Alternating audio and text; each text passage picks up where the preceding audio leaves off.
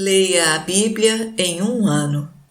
Queridos amigos, existem várias traduções das Sagradas Escrituras, com pequenas diferenças entre elas. Por favor, pegue a sua, não importa qual seja, e reze comigo. Eu leio com vocês a Bíblia Sagrada, tradução da CNBB, 9ª edição. Divino Espírito Santo, descei sobre nós e iluminai-nos. Ester, capítulo 3. Algum tempo depois, o rei Assuero promoveu Amã, filho de Amadate, que era da descendência de Agag, e lhe concedeu um trono mais elevado que o de todos os seus príncipes. Todos os servos do rei que se encontrassem na entrada do palácio dobravam os joelhos e se inclinavam diante dele. Assim havia prescrito o rei a seu respeito. Só Mardoqueu não dobrava os joelhos, nem se inclinava perante ele. Disseram então a Mardoqueu os servos do rei, que serviam na entrada do palácio: Por que não observas o mandamento do rei? Tendo-o advertido mais vezes, e como ele se recusasse a atender, avisaram a Amã. Queriam ver se Mardoqueu, que alegava ser judeu, continuaria o seu comportamento. Tendo Amã comprovado pessoalmente que Mardoqueu não dobrava os joelhos, nem se inclinava à sua passagem, irou-se muito. E achou pouco atingir só a Mardoqueu, mas tendo sabido que ele era judeu, tomou a decisão de acabar com toda a nação dos judeus que se encontrassem no reino de Assuero. Decreto de extermínio dos judeus. No primeiro mês, chamado de Nisã, no 12º ano do reinado de Assuero, lançou-se na urna diante de Amã o pur, isto é, a sorte, para se saber em que dia e mês o povo dos judeus devia ser exterminado. E saiu o dia 13 do 12º mês, o mês de Adar. Disse Amã ao rei Assuero: Há um povo espalhado por todas as províncias do teu reino, separado entre os povos e obedecendo a leis estranhas, que os outros não conhecem, e que, além disso, despreza os decretos do rei. Não convém que o rei os deixe tranquilos. Se te apraz, manda lavrar o decreto da sua exterminação, e eu entregarei 10.000 talentos de prata aos caixas do teu tesouro. O rei tirou da sua mão o anel que trazia e o deu a Amã, filho de Amadates, da descendência de Agag, inimigo dos judeus, e disse-lhe: O dinheiro que prometes seja teu. Quanto a esse povo, trata-o como achares melhor. No dia 13 do primeiro mês foram chamados os escribas do rei. Como ordenara Amã, mandaram-se cartas a todos os sátrapas do rei e os governadores das províncias e chefes dos diversos povos, em nome do rei Assuero. As cartas foram autenticadas com seu anel e logo enviadas por estafetas a todas as províncias do reino. Nelas estava a ordem de matar, exterminar e aniquilar todos os judeus, desde os meninos aos anciãos, crianças e mulheres, num só dia, isto é, no dia 13 do 12º mês, o mês de Adar, e que seus bens fossem confiscados. Eis a cópia da carta. O grande rei Artaxerxes, aos sátrapas e governadores das 127 províncias, que desde a Índia até a Etiópia estão sujeitas à sua autoridade. Isto manda o rei.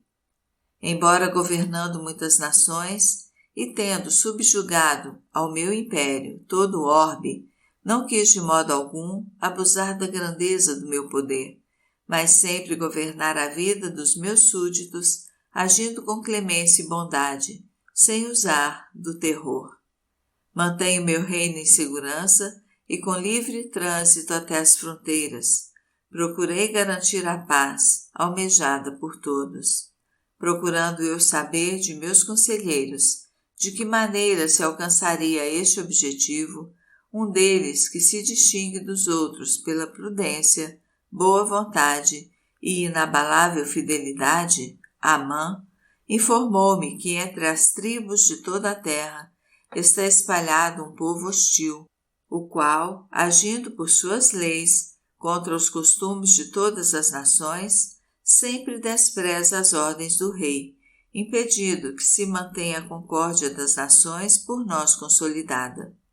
Tendo tomado conhecimento disto, vendo que só este povo rebelde segue leis perversas contra toda a raça humana e se opõe aos nossos interesses, comete os piores crimes e impede a paz do reino, mandamos o seguinte, que todos aqueles que são nomeados na carta de Amã, que preside os negócios do Estado e a quem honramos como a um pai, sejam completamente exterminados com suas mulheres e crianças pela espada de seus inimigos, no dia 14 do 12º mês, o mês de Adar, do corrente ano. Que ninguém tenha compaixão deles. Assim, essa gente, já há tempo criminosa, descendo num só dia violentamente ao mundo dos mortos, deixará plenamente estável e tranquila a nossa administração. Quem ocultar essa raça não terá mais lugar para viver, nem entre as pessoas, nem entre as aves, e será queimado com fogo santo, e seus bens serão confiscados para o reino. Passai bem. Promulgação do decreto. O texto das cartas devia ser promulgado como lei em todas as províncias, para que todos os povos o soubessem e se preparassem para o referido dia. Apressaram-se os estafetas, que tinham sido enviados para cumprir a ordem do rei. Imediatamente foi publicado o decreto em Susa. Enquanto o rei e Amã se banqueteavam, a cidade ficou alvoroçada. Todas as etnias fizeram banquetes. O próprio rei com Amã, no interior do palácio real, entregava-se a excessos com os amigos. Por outro lado, onde quer que se publicasse o texto da carta, rompia o pranto e o choro lancinante de todos os judeus.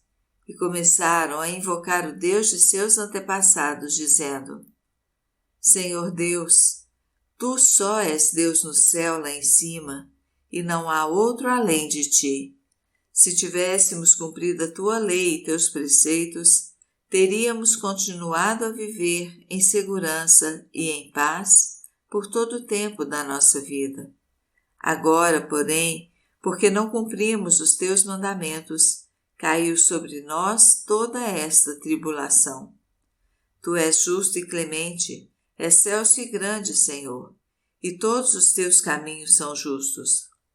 Agora, Senhor, não entregues Teus filhos ao cativeiro, nem nossas esposas ao estupro e à ruína, Tu que tens sido propício a nós desde o Egito até agora. Tem compaixão da Tua parte escolhida, e não entregues a infâmia à Tua herança, deixando os inimigos dominarem sobre nós. Ester, capítulo 4. Mardoqueu e Ester vão conjurar o perigo. Tendo tomado conhecimento de tudo o que acontecera, Mardoqueu rasgou as vestes, cobriu-se com pano de saco e espalhou cinzas na cabeça. Na praça do centro da cidade, clamava em alta voz e amargamente, vindo dali até a entrada do palácio. No palácio mesmo não podia entrar, vestido de pano de saco. Também em todas as províncias, onde quer que tivesse chegado o edito e decreto real, era ingente o pranto entre os judeus, o jejum, uivos e choro, muitos tendo trocado o leito pelo pano de saco e as cinzas. Aproximando-se de Ester, suas escravas e os eunucos contaram-lhe tudo. Ouvindo isso, ela angustiou-se muito e mandou roupas para que Mardoqueu se vestisse, tirando o pano de saco. Ele, porém, não quis. Então Ester chamou Ataque, o eunuco que o rei pusera à sua disposição, e lhe mandou que fosse ter com Mardoqueu, para perguntar-lhe por que assim fazia. Ataque foi ter com Mardoqueu, que se encontrava de pé na praça da cidade, diante da porta do palácio. Mardoqueu o informou sobre tudo o que havia acontecido, especialmente a promessa de Amã de conseguir dinheiro para os tesouros do rei em troca do extermínio dos judeus. Também lhe entregou uma cópia do decreto, publicada em Susa, sobre o extermínio dos judeus. Pediu-lhe que a mostrasse à rainha e a advertisse para ir ter com o rei e o suplicasse, intercedendo em favor do seu povo. Assim mandou dizer a Ester: lembra-te dos dias em que eras pobre, quando foste alimentada por minha mão. Amã, o segundo depois do rei, falou contra nós pedindo a nossa morte. Quanto a ti, invoca o Senhor e fala ao rei em nosso favor, livrando-nos da morte. Tendo voltado, Ataque transmitiu a Ester tudo o que Mardoqueu lhe dissera. Ela, por sua vez, mandou dizer a Mardoqueu: todos os servos do rei e todas as províncias que estão sob seu domínio sabem que há uma lei ordenando a morte imediata para quem quer que seja, homem ou mulher, que entre para dentro do átrio do rei sem ter sido chamado. Isto, a menos que o rei lhe estenda o cetro de ouro, para que possa continuar vivo. Eu, porém, já faz 30 dias que não sou chamada à presença do rei. Tendo Mardoqueu ouvido isto, mandou novamente dizer a Ester: não penses em preservar somente a tua vida entre todos os judeus, porque vives no palácio real. Se agora te calares, a libertação e salvação virão aos judeus de outra parte, mas tu, com a tua família, morrerás. Quem sabe se por isso mesmo chegaste à realeza, para que em tal situação estivesses pronta para agir? Então Ester mandou este recado a Mardoqueu: procura reunir todos os judeus que se encontram em Susa e fazei um jejum por mim. Nada comais e bebais durante 3 dias e 3 noites. Também eu, com minhas escravas, jejuaremos da mesma forma. Depois me apresentarei ao rei, mesmo contrariando o preceito. Se for preciso morrer, morrerei. Orações de Mardoqueu e de Ester. Mardoqueu pôs-se em ação e fez tudo o que Ester lhe havia mandado. Reunido com os anciãos do povo, rasgou as vestes, endossou o pano de saco e prostrou-se com a face por terra, de manhã até à noite. Ele orou: ó Deus de Abraão, Deus de Isaque e Deus de Jacó, tu és bendito. Senhor, Senhor, Rei Todo-Poderoso, em teu poder estão todas as coisas, e não há quem possa resistir à tua vontade se decidires salvar Israel. Pois tu fizeste o céu e a terra e todas as maravilhas que se encontram na abóbada celeste. Tu és o Senhor de todas as coisas, e não há quem possa resistir à tua majestade. Tu sabes, Senhor, que eu de boa vontade adoraria as plantas dos pés de Amã para salvar Israel. Não o fiz, porém, para não colocar a glória de um ser humano acima da glória do meu Deus. E não adorarei a outro, senão a ti, Senhor meu Deus. Não faço isto por arrogância, nem por vanglória, Senhor. Aparece, Senhor, manifesta-te, Senhor.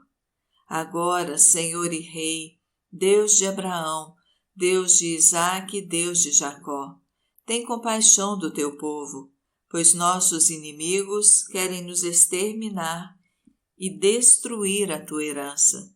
Não desprezes a tua parte, que resgataste para ti da terra do Egito. Ouve a minha súplica e sê propício à tua herança. Transforma o nosso pranto em alegria, para que, vivendo, louvemos o teu nome, Senhor. Sim, não feches a boca dos que cantam o teu louvor. E todo Israel, com todas as forças, clamou ao Senhor, porque uma morte certa os ameaçava. Também a rainha Ester, apavorada com o perigo da morte iminente, procurou refúgio no Senhor. Tirando suas vestes de luxo, cobriu-se com vestes de luto. Em vez dos perfumes finos, encheu a cabeça de cinza e humilhou duramente seu corpo com jejuns.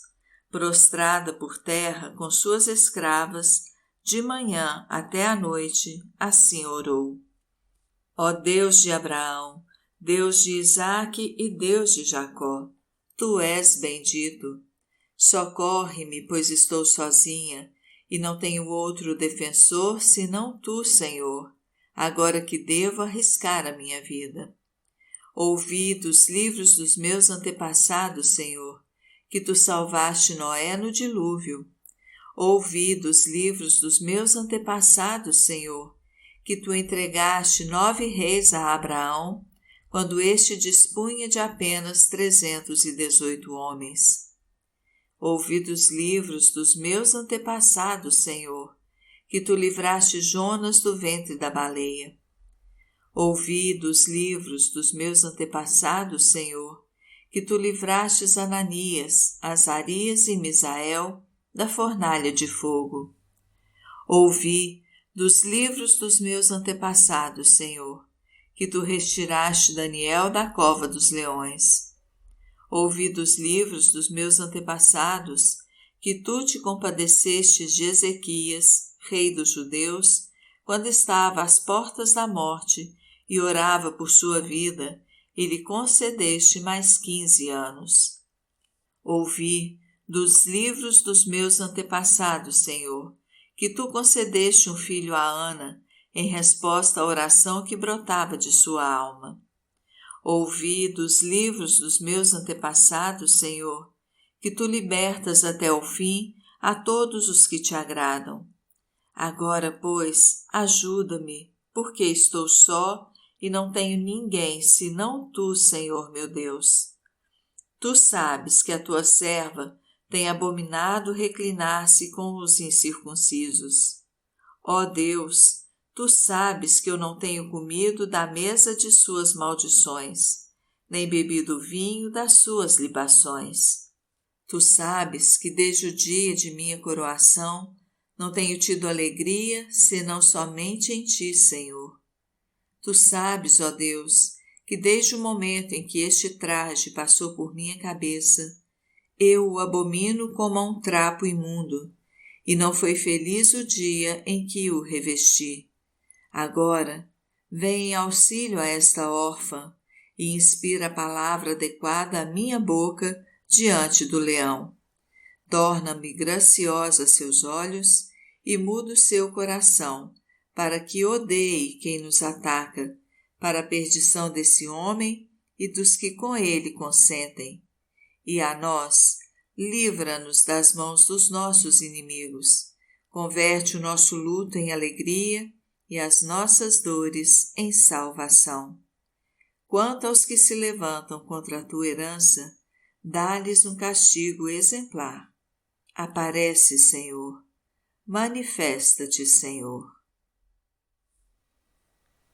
Provérbios capítulo 12, 15 a 28. O proceder do insensato é reto aos seus olhos, mas quem é sábio atende aos conselhos. O tolo demonstra logo a sua raiva, enquanto o esperto dissimula a ofensa. Quem profere a verdade manifesta a justiça. A testemunha mentirosa sustenta a falsidade. Falastrão falando dá golpe de espada. A língua dos sábios produz a cura.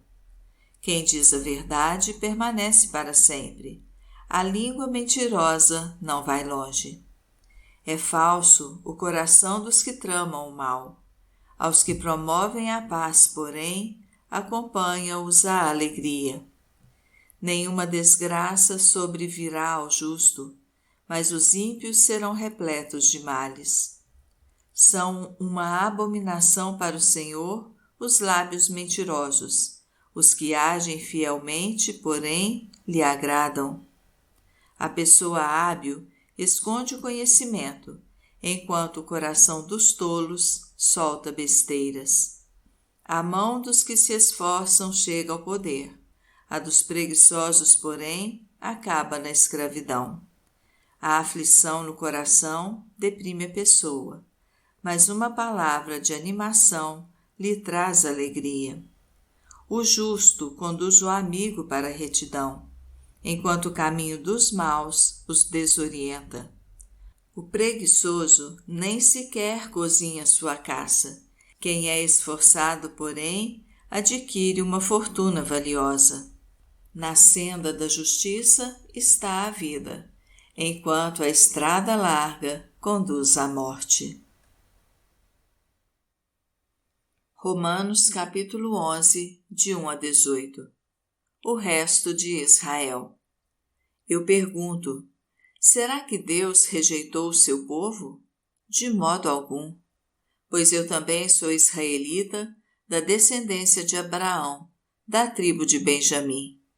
Deus não rejeitou o seu povo, que ele desde sempre distinguiu e escolheu. Não sabeis o que diz a Escritura, na passagem em que Elias interpela Deus contra Israel, dizendo: Senhor, mataram os teus profetas, demoliram teus altares, e eu fiquei só, e querem tirar minha vida. E que resposta dá-lhe o oráculo do céu? Reservei para mim 7.000 homens que não dobraram os joelhos diante de Baal. Assim também agora, em nossos dias, subsiste um resto por livre escolha da graça. Mas se é pela graça, já não é em razão das obras. Do contrário, a graça já não é graça. Daí, o que se conclui? Israel não conseguiu aquilo que está procurando. Só os escolhidos é que o conseguiram. Os demais se tornaram embotados, como está escrito. Deus lhes deu um espírito de torpor, olhos que não vejam e ouvidos que não ouçam até o dia de hoje. E Davi diz que sua mesa seja para eles como um laço e uma armadilha, causa de queda e justa retribuição, que seus olhos se escureçam até a cegueira completa. Mantém sempre curvado o dorso deles. Eu pergunto, pois, porventura, eles tropeçaram para cair de vez? Não, de modo algum. O passo em falso que deram serviu para a salvação dos pagãos, e isto para despertar ciúme neles. Ora, se o passo em falso deles significou riqueza para o mundo, e o seu fracasso riqueza para os pagãos, quanto mais significará a adesão de todos eles. Os pagãos.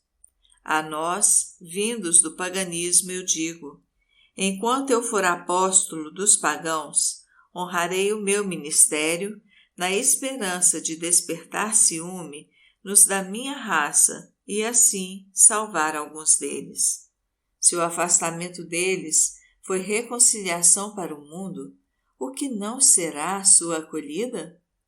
Será uma passagem da morte para a vida. Aliás, se as primícias são santas, a massa toda também é santa.